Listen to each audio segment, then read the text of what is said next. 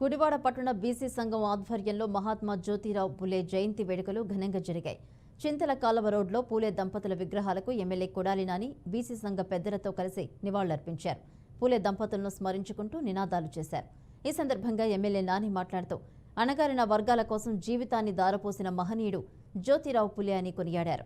ఆధునిక భారతదేశంలో సామాజిక న్యాయం, మహిళా సాధికారత ఉద్యమాలకు ఆద్యుడు పూలే అని ప్రశంసించారు. చదువులతోనే సమన్యాయం, అభివృద్ధి సాధ్యమని నమ్మిన మహాత్ముడు పులే అని ఎమ్మెల్యే నాని అన్నారు.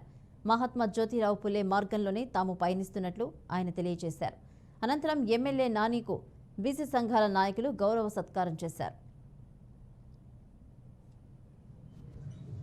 ఈరోజు జన్మించి 197 సంవత్సరాలు పూర్తయింది. జ్యోతిరావు పూలే ఈ దేశానికి మార్గదర్శి. అదేవిధంగా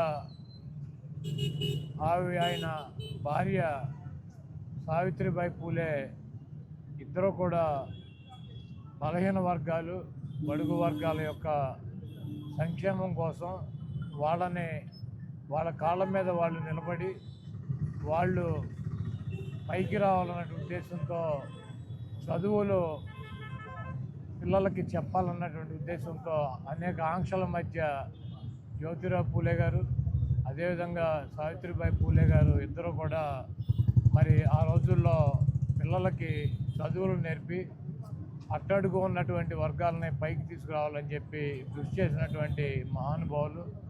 మరి వారి విగ్రహాలని ఇక్కడ ఈ గుడివాడ పట్టణంలో కాంస్య విగ్రహాలు మేము నెలకొల్పుకున్నాం.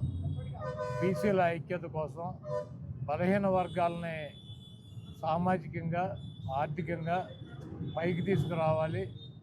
ఈ సమాజంలో ఒక గౌరవమైనటువంటి స్థానాన్ని ఇవ్వాలి. వాళ్ళు కూడా ఈ సమాజంలో ఏ రకంగానూ తీసిపోరన్నటువంటి విధంగా రాజకీయ